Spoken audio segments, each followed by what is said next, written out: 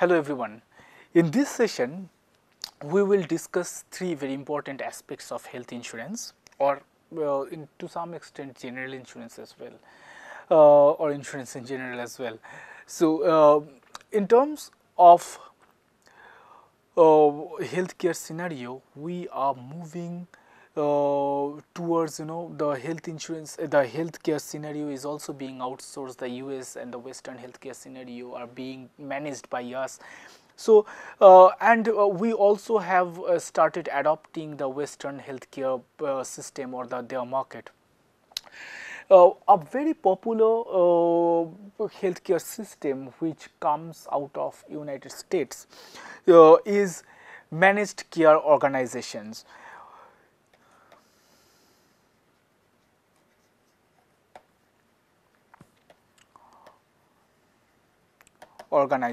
In short, it is MCO. In this lecture or in this session, we will learn about these managed care organizations. We will learn about the underwriters, as well as we will learn about the reinsurance. So, the first session, the first part of the session will cover these managed care organizations, or MCO. MCO is kind of an array of services. It's an umbrella under which it covers all kinds of separate tentacles of this healthcare system. It has under its domain the hospitals, the clinics, the doctors, the pharmaceuticals, the diagnostic centers, the pathological centers, the even the health insurance companies. So everything is under a particular system, and with this array, so I will mention it as an array of healthcare services which is only provided to the enrolled members. So you have to enroll yourself, get a registration card or registration number through efficient management services. Now, in TPA we have learned that TPA are basically supposed to improve the efficiency of management services, reduce the time, reduce the cost, increase awareness flow or information flow. Similarly, the managed care organizations are also intended to make this entire health insurance healthcare system or health service delivery points together under the same umbrella, where there is lesser information asymmetry, lesser uncertainty.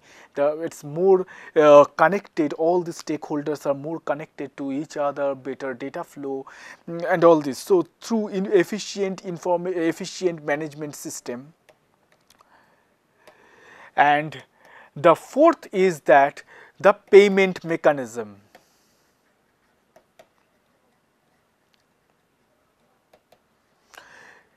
It varies, from MCOs to across different kinds of MCOs. The payment mechanism varies, but at the same time, these payment mechanisms are also designed in a way so that we are, again efficiently managing that. When we learned about the pricing of our healthcare service delivery, we also learned that because of the multiple products, because of several choices, because of the several parts of a healthcare service process, there is ambiguity. There are always, so it's so complex, so difficult to measure a convincing pricing mechanism.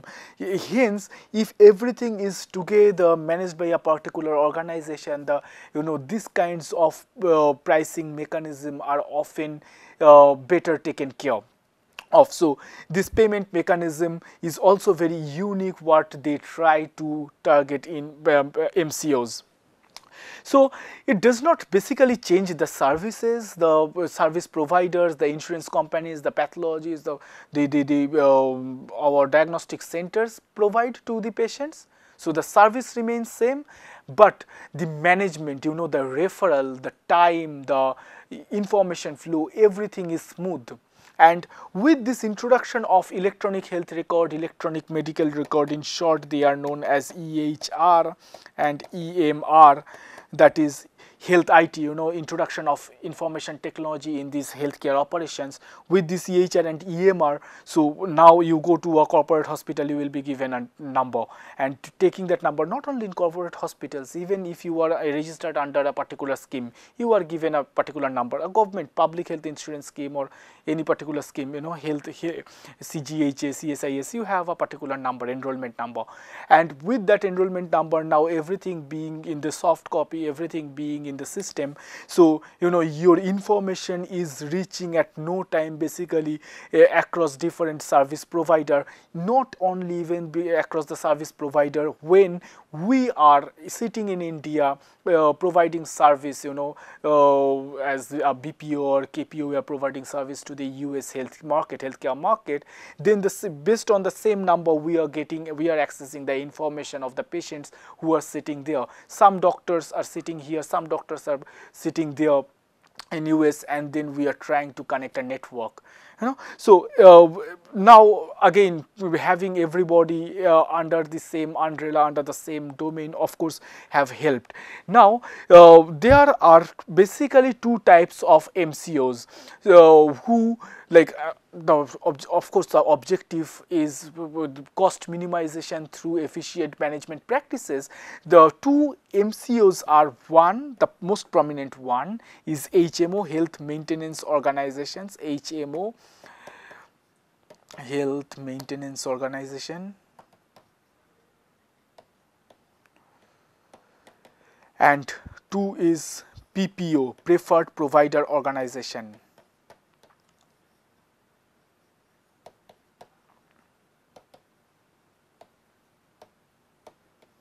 So HMO and PPO.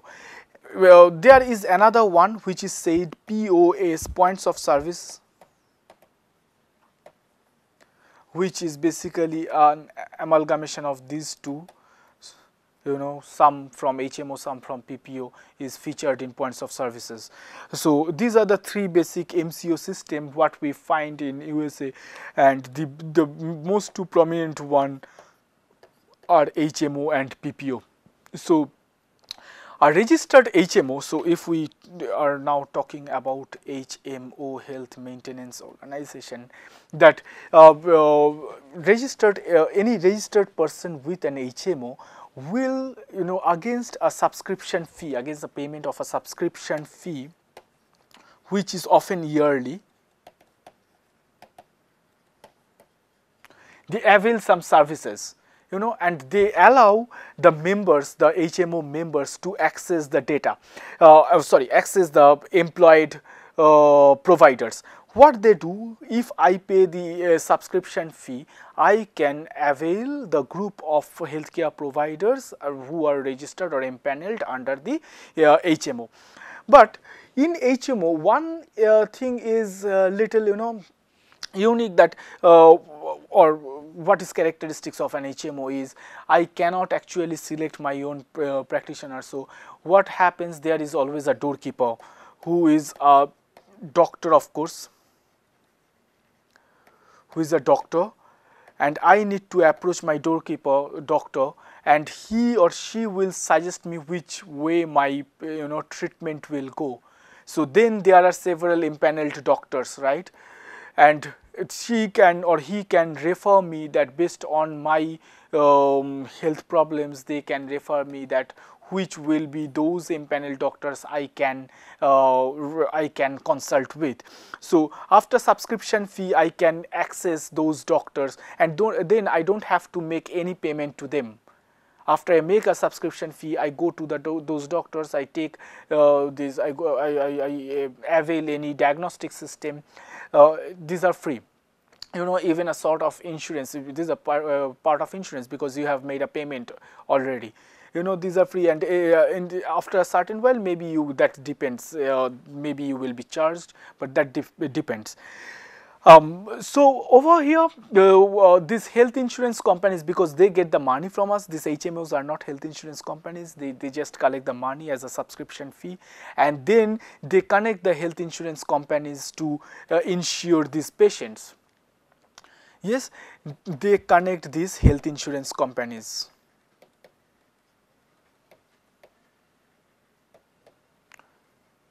companies. Now what these health insurance companies do, they are now getting a group insurance, because an HMO has a pool of patients, or a pool of, even if they are not patient, right? Every I can register myself under HMO even if I am not ill, right? That is the funda. So the health insurance companies now will be allured because there is a group insurance, and it's a kind of a mix of population, so there is no cherry picking either. So therefore the government also finds interest in HMO, and what they do, interest in HMO, and they find that HMOs are really doing a good job towards the society. And so what HMO does, HMO gets on from government is, one, they have a mandated market access,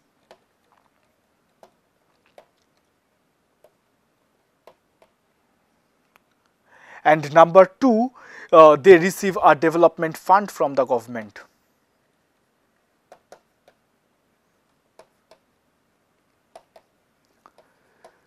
And then the information share, of course, because the data the HMOs have, they share it with the government, and government can use the data for the research or to improve their database.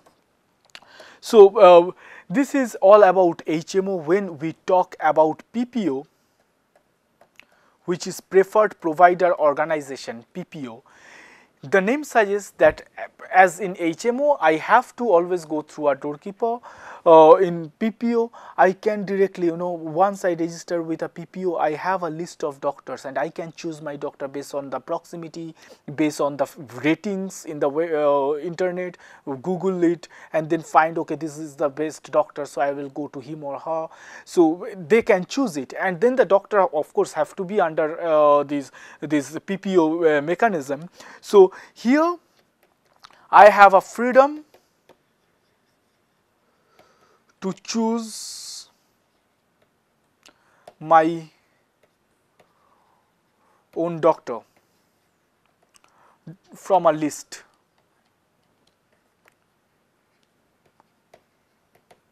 Provided by the PPO.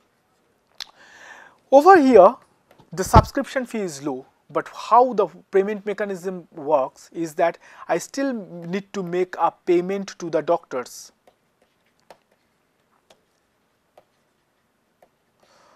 which is lower for the PPO members.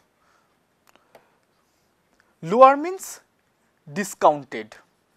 For the PPO members, this rate is discounted.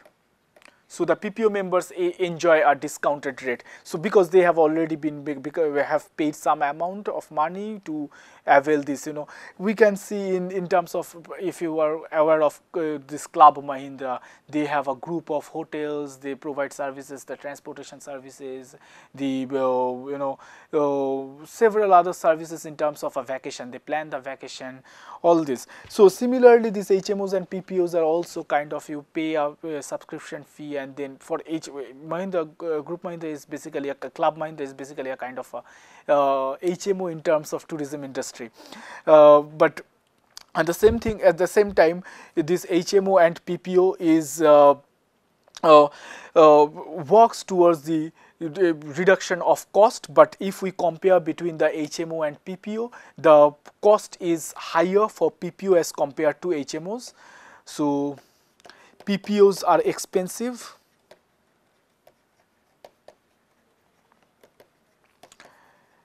than HMOs, because in HMO you are not paying anything literally after you get that registration card with HMOs. So but in PPO, every time you go for a treatment you need to pay, and it is increasing if you have to go for a multiple times, and for every service delivery you have to pay. So the what happens is that the rest of the money the doctors get from this from the PPOs, and the PPOs pay the doctors out of their out of what the members, PPO members, have paid as a registration fee. So that's how it works, you know. So but eventually PPO themselves earn money from by charging an access fee to the insurance company, and also from a little bit from us or from the patients. And why they charge them the access fee? Because, you know, what they get from us is lower as compared to HMO, so they have to make some money,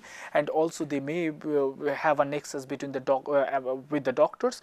But with again, because HMO gives kind of a free access to the healthcare organizations, and they come for the group insurance.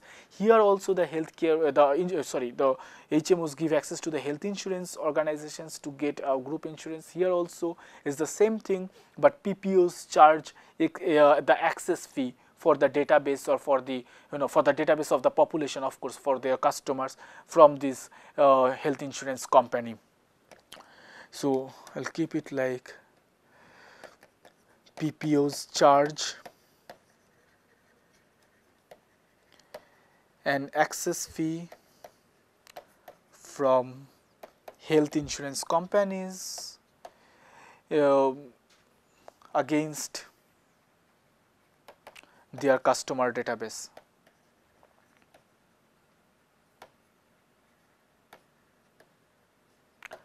Yes. And the services, these, you know, this now points of services are basically the amalgamation of, you know, a combination of HMOs and PPOs. Like they charge, they don't have a subscription fee as such, so the POS also, under POS we also need to pay the doctor again a discounted fee, but at the same time in POS they have a, you know, the gatekeeper, a doorkeeper, a gatekeeper doctor through which I can get access to the various other doctors. Anyways, the services what I get, the services what I get from these managed care organizations are: number one is prospective services,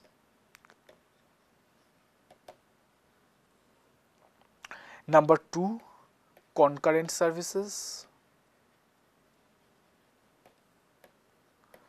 number three retrospective services. Now, what is prospective, concurrent and retrospective? The prospective services are those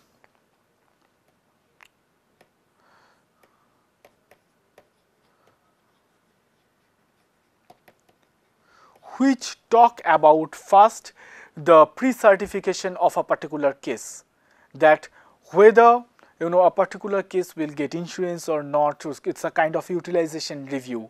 So I will keep it like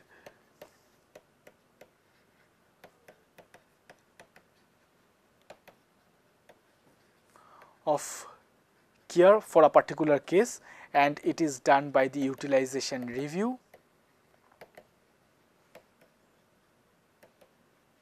This utilization review is done before the patient is accessing the healthcare system, that is the hospital or something, or the treatment process, before the treatment process starts. So the utilization review is like my background checking, my experience rating or something like that. And the patients, so the utilization review starts before the hospitalization or starting of the medical care, and patients to be able to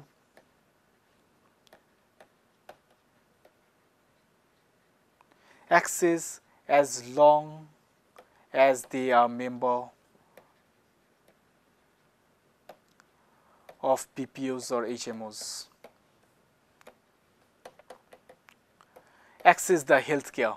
Yeah, so that it is also under certification or utilization review, it is also checked that for how long the patient has been under this particular scheme, how long they can avail the treatment, what are the facilities they have availed, and and all this. So this is the prospective, before the treatment starts. And then there will be one personnel attached for a particular case who will look at the direction of the care.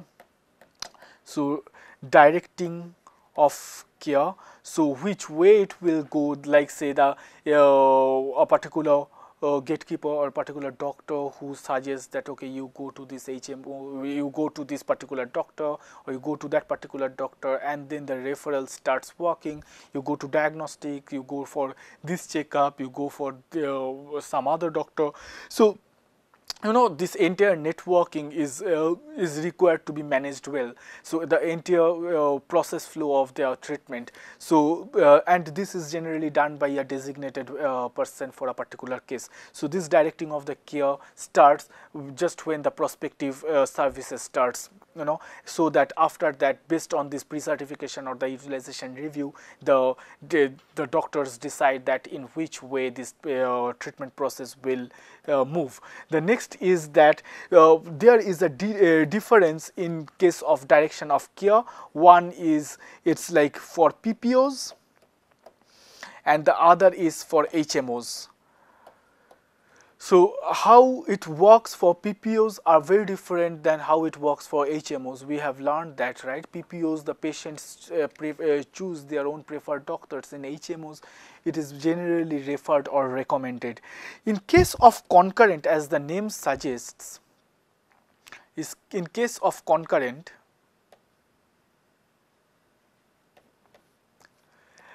it is like a case manager, that particular manager, a case manager will look at the case, follows an individual case,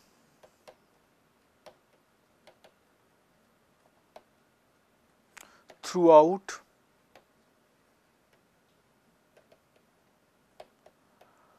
the treatment process. Yeah, so and now the treatment has started. So once the treatment has started after this utilization review, and the pre-certification, this the case manager takes the case up and then look how what has been recommended and how is it being followed. And then the first thing again under a concurrent mechanism of a MCO is utilization review.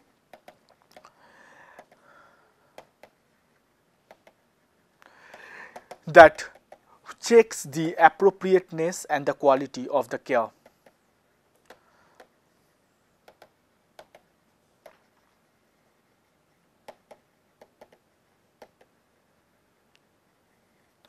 Of the treatment. Yes, the next thing is pharmacy and supply materials and supply of different materials.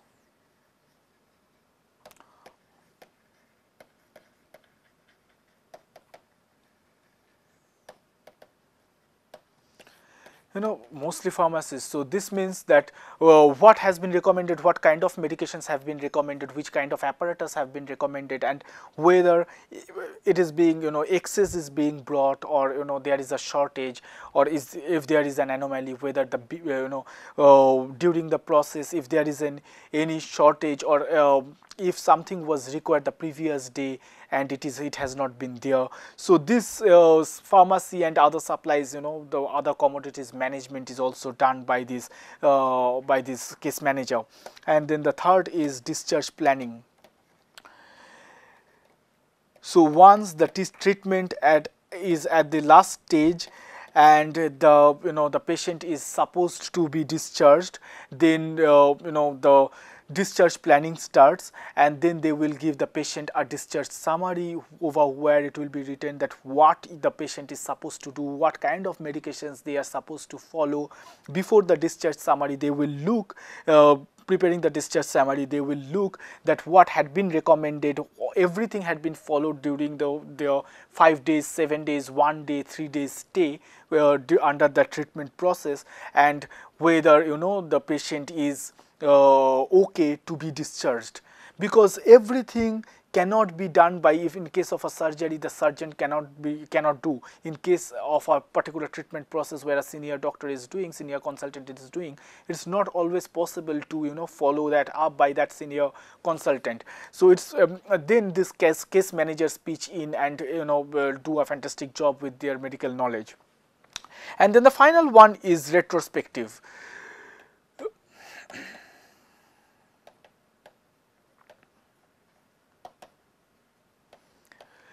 In retrospective, it is basically where the billing process starts. And in billing process, we generally have two parts. One is provider bill review,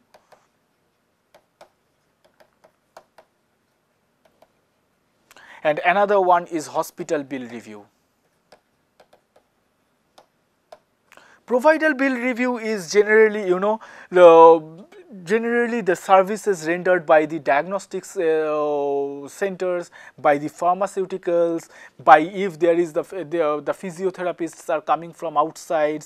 So these are the external services which had been provided by the healthcare provider, if not directly by the hospital. So that is the provider bill review. If that is provided by the hospital, because in MCOs all these components are separate but are connected together. So the hospital can be a separate entity, and these these diagnostic centers, they are separate.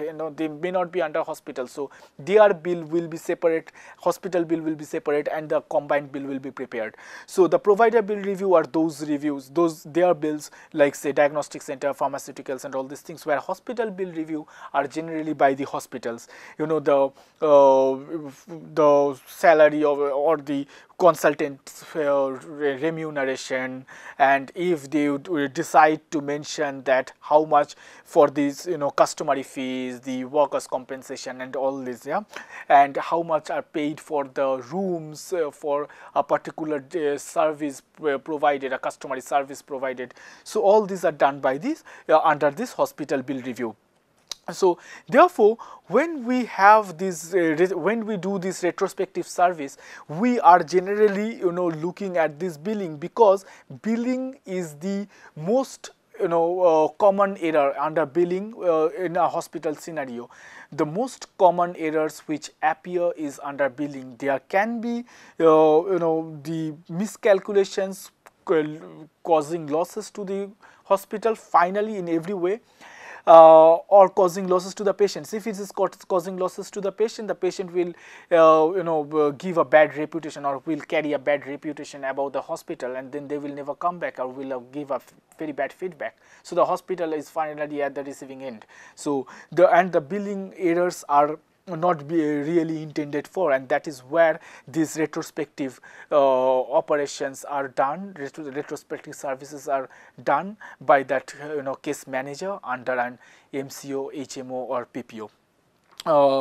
I mean HMO or PPO, both of them are an MCO. So now we will discuss about reinsurance. What is reinsurance? Reinsurance is basically the insurance of the insurance companies.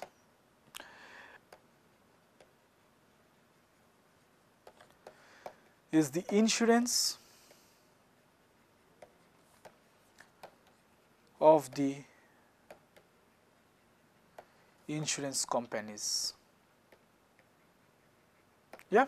So what this reinsurance means, or why do they do reinsurance? Because the insurance companies also make losses. Yes, as we learned in terms while we were learning actuarially fair premium and all, so that means that there is misappropriation or misestimation by the insurance companies, and then they make losses. So the reinsurance companies are the ones which take care of the losses of the insurance companies.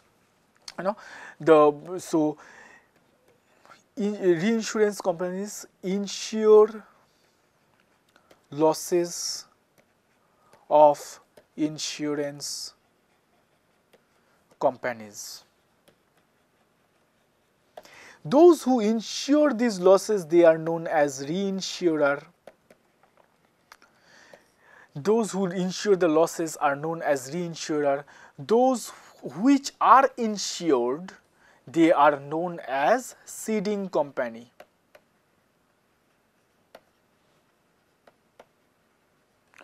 Yeah, so they are sharing the risk now. So these basic insurance companies who are being insured are known as ceding company, and those who insure these ceding companies are known as or take care of the or share the risk with these ceding companies from the ceding companies are known as reinsurers.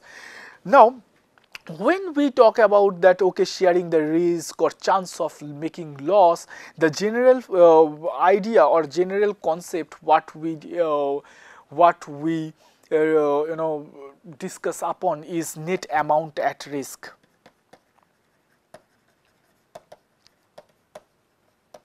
NAR. Net amount of risk is nothing but the difference between death benefit and reserve.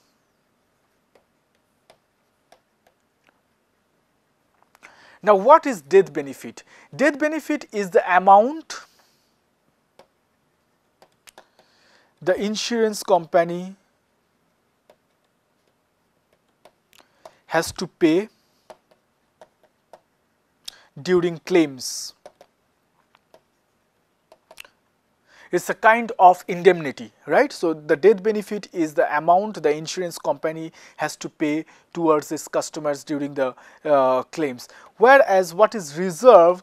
The reserve is, I will take a different color. The reserve is the money or the fund created by the ceding company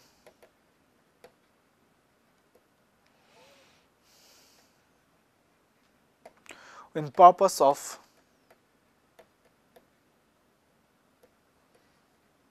paying the anticipated payouts or anticipated claims.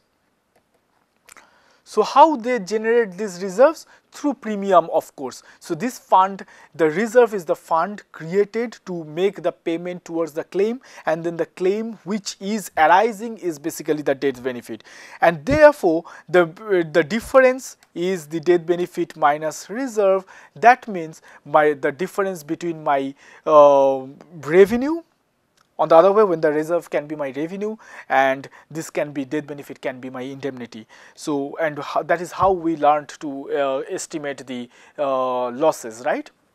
So, just taking an example, if the death benefit of an insurance company, say the death benefit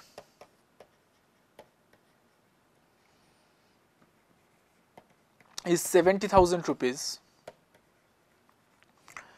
and reserve is 25,000 rupees. So the net amount at risk, it is in the negative way, right? Net amount at risk, not in the reserve. So the net amount of risk, that is the potential loss, is 45,000 rupees, right? 70,000 minus 25,000. So it's not basically, we are estimating the loss, not the profit. So it's not revenue minus cost, it's the cost minus revenue, or the death benefit minus reserve. So this is the potential loss, the health insurance company is going to make. But is it like every time they will make losses, the reinsurance companies will pay for that? No, it never happens like that, or it is not taken for that granted. So what happens that the reinsurance companies will ask the insurance companies about a retention limit.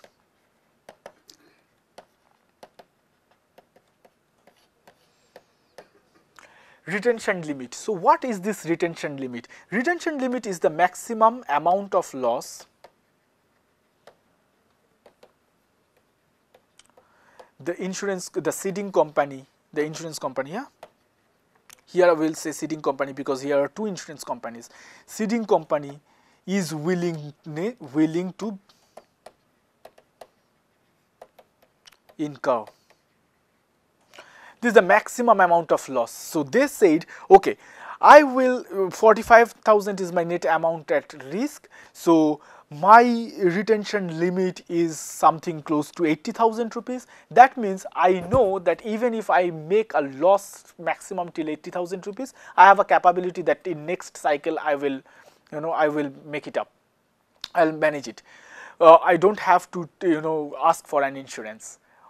In this case a reinsurance. But what happens in case of retention limit, if it is less than say 20,000, the retention limit, and then the net amount at risk is 45,000, then the reinsurer or the reinsurance company has to pitch in. So and this applies for total net risk of all policies together. So it's not only one individual policy, it's the total policy, because that is the total loss the insurance company is going to lose. It's not policy specific mostly. So it's the total losses they are going to make and are making, and then based on that what will be the retention limit.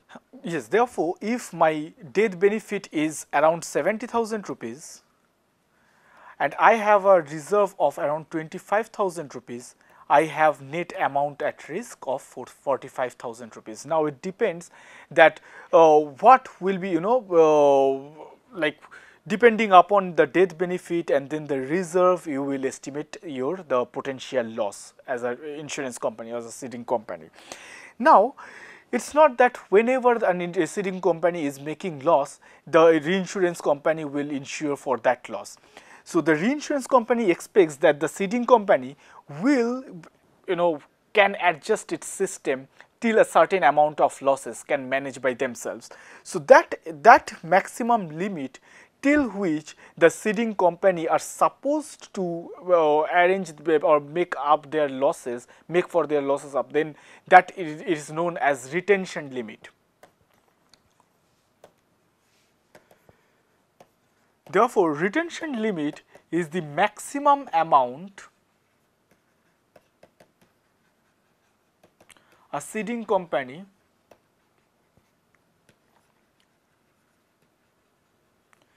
is willing, or maximum amount of loss a ceding company is willing to incur. That is known as retention limit, and the ceding company has to state this retention limit to its reinsurance company or the reinsurer.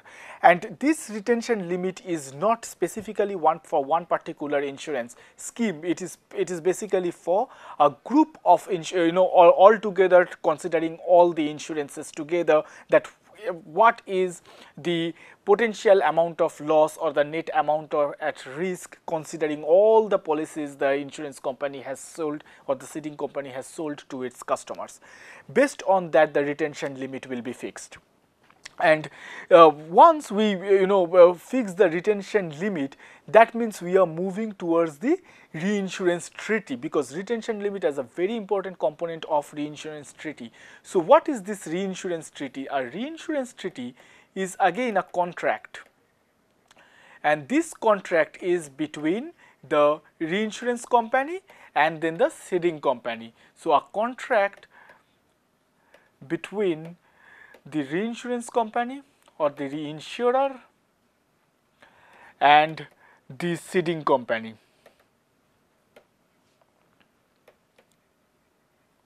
It shows that which are the losses the reinsurance company will cover, the kind of losses the reinsurance company will cover, what will be the benefits the ceding company will get, what are the retention limit the ceding company has to state, what is the time frame for which the policies are being reinsured, and based on this, and finally what premiums for this set of benefits, what premiums are to be paid and how to be paid by the ceding company to the reinsurance company. A reinsurance treaty is basically of two types. One is automatic reinsurance,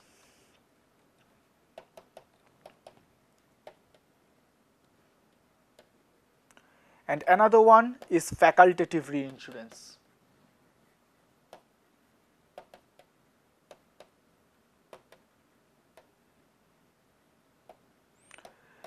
The automatic reinsurance actually is the treaty which defines the reinsurance treaty, which defines that it has to cover automatically all the insurances or the which the ceding company has forwarded or has sold to its customers, and there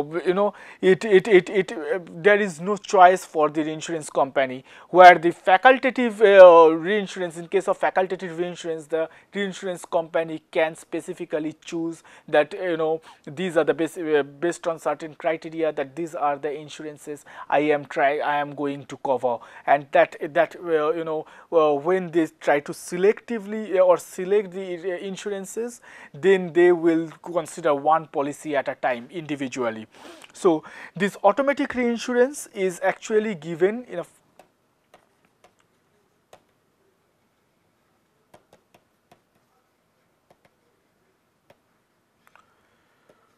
So when I am giving automatic reinsurance, it is generally in two ways. One is excess and two is first dollar. In excess is when only a certain portion of the net amount at risk are being covered. It's a certain portion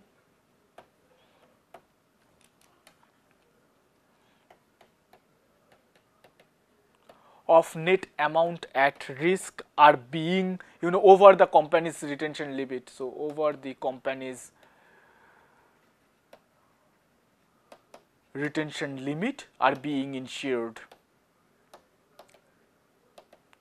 And in case of first dollar, it is a percentage of from the very first dollar, of under the which is coming under the net amount at risk. So what we do in this, we call it a first dollar quota share basis.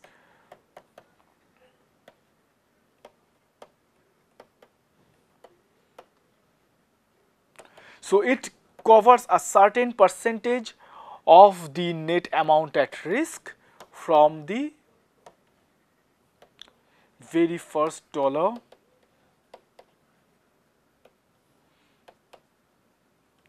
of death benefit. Yes, so these are the two types of automatic reinsurance. One is excess, where the over the retention limit a certain percentage of say if the retention limit is 1 lakh rupees, and then the total net amount of risk is 3 lakh rupees, and then the first dollar will cover from the very first amount of that 2 lakh rupees, a certain proportion of that, whereas in case of excess, they will say that I will cover 50% of that 2 lakh rupees, so 1 lakh rupees. It's like that. So in case of facultative reinsurance, it works in a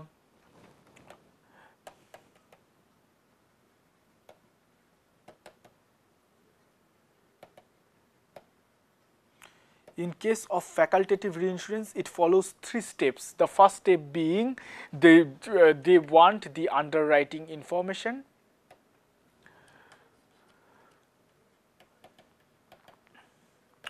This reinsurance company seek this underwriting information from the ceding company. Now the underwriting information means the estimation of the probability of each of the individual or insured people's estimation of probability of falling sick for each of the for each particular policy, and then they will see whether there have been any mistake in terms of underwriting, and then that is why these insurance companies are making losses or not. So one is this underwriting, and then the next is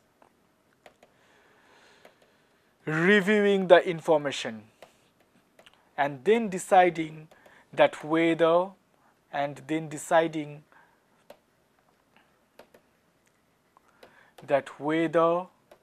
that particular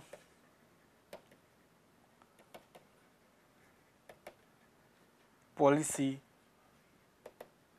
is to be reinsured or not.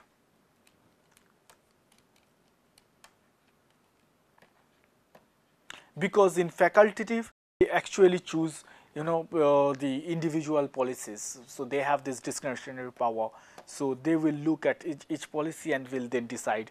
And then the third one is the company reviews all offers and then choose the first in and best offer. They choose the first in and best offer and then decide that those are the those are the insurances they are going to reinsure. And as the reinsurance companies will play very safe, because they really want to reinsure a very faulty insurance company, so or sick insurance company. So while they are going for this reinsurance, there is a concept of recapture which is floated in generally. Recapture. So the what happens in this case, the ceding company also are getting some benefits, they can take back all the risk.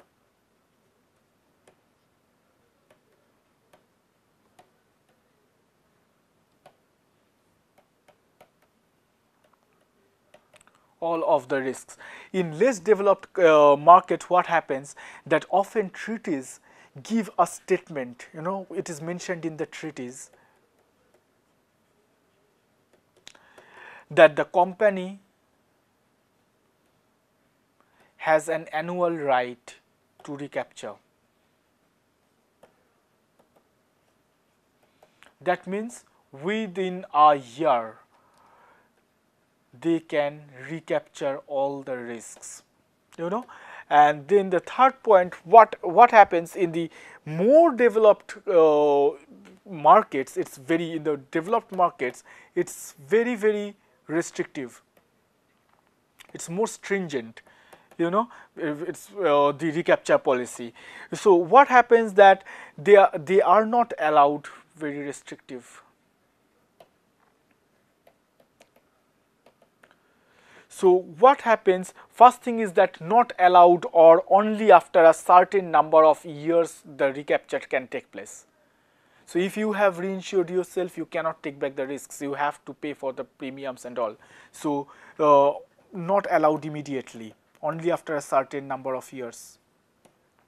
And then the second clause is amount limited to the increase of in the company's retention limit, so that you have to take care of the retention limit, and then if you can continuously increase your retention limit, that means you are taking care of your losses by yourselves, that you are being slowly self-sufficient and trying to help yourself out rather than banking on the insurance company.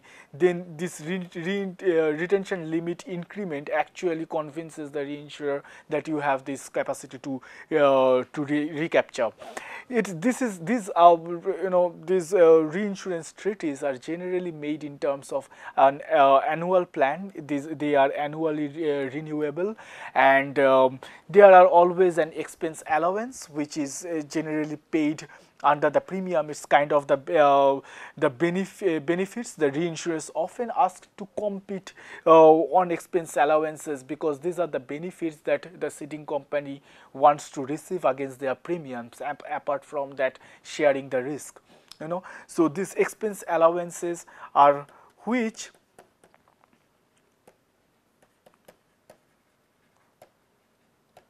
make the reinsurance companies to compete with each other, because these are basically the benefits extended to the ceding company and against the premium or the percentage of the reinsurance premiums, that I give you the benefits in terms of this many percentage, this much of percentage of the reinsurance premium. And the simplest and purest form of reinsurance is coinsurance, when two insurance companies together share the risk. That is the coinsurance. that is the simplest form, but co-insurance is not basically the reinsurance, it's the simplest form of co-insurance when two insurance company, take care, of a risk. So the 80% of some company takes and 20% of some other company takes, and that's how it works in a reinsurance format. And the modified co-insurances, so co-insurance can be two types. One is the modified co-insurance, and in a modified co-insurance, the ceding company pays interest, for the protection. So, and it has, there is a clear distinction about the ceding company and the reinsurance company. And the other one, the B, can be co-insurance with funds withheld. That means that the funds of the ceding company will be withheld, funds with co-insurance, where with funds withheld. So where the funds of the ceding company will be withheld with the co-insurer, so that they have a kind of the reinsurance company has a control over the ceding company, and the ceding company are accountable that they have to keep the retention, they have to keep their business in a sensible way, so that they are always within the retention limit, unnecessarily not extending this. So thank you. We are finishing the reinsurance discussion here, and now we'll discuss on underwriting. So the underwriting is basically the the main factor which which works as the brainchild of the success of an insurance company. So this is known as underwriting. In underwriting, we estimate, the underwriters are basically, they estimate the premiums. They are the ones who estimate the premiums, and then they have a clear idea about how the insurance company has been doing, what is the target, what kind of profiles they do have, everything, they know everything about that particular insurance company's business. And but what they want to know is that what is the risk of different individuals of falling sick. So that information they get from the actuarial scientists.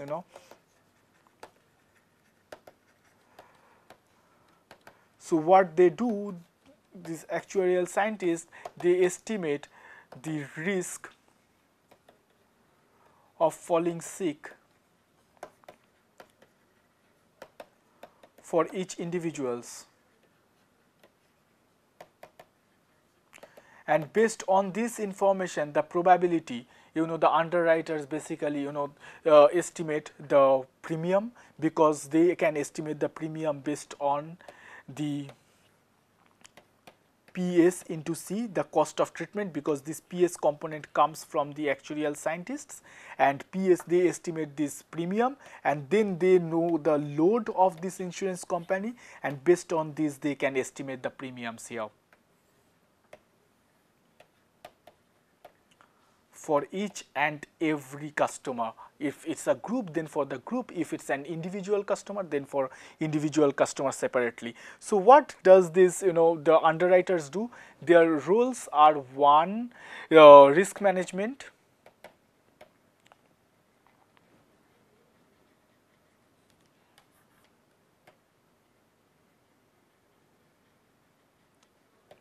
number two, distribution management;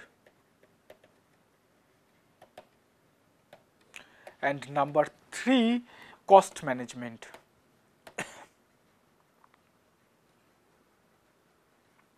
So the risk management is, once the risks are being stated by the actuarial scientists, they now distribute the risks across different kind of groups of population or different population within their customer base. If they have not done only cherry picking, so they have healthy patients as well as unhealthy patients, they do this distribution management, because they have to adjust the premium accordingly, and based on the cost of each of the risks. risks, individual risks or the group risk, or the if there is a community rating, then based on the community. And then the, you know, as it's a risk pooling, so the risk should be distributed accordingly, so that the those who are sick already or who has a higher probability to fall sick, they don't have to pay enormously high. Similarly, those who are young, healthy, or coming out of group insurance, they are not paying enormously low. And then the cost management, because here they are also doing accounting a premium, not the actuarially fair premium, a premium which takes care of the load as well, the administrative cost. So the administrative cost component also they need to think about, and then together they estimate the premium. The top three challenges these people face, you know, the underwriters, the top three challenges are: one, disclosures; two, underwriting skills;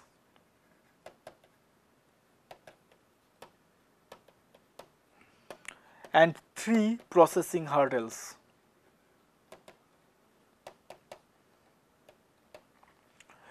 Always it's not possible to do experience rating.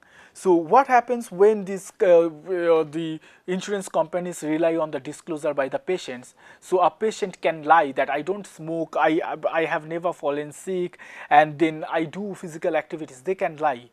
You know, a person who is truthful that I have never smoked, I do physical activity, I am 35 years old, and you know, premium is set for them. And the same person, his friend says that I am also 35 years old, yeah, I also do running and jogging, and I have never smoked, and then the premium is equal for these two persons, whereas the second persons carry a larger risk of falling sick. And then this disclosure, which is actually leading to loss making, you know, potential loss for this health insurance company.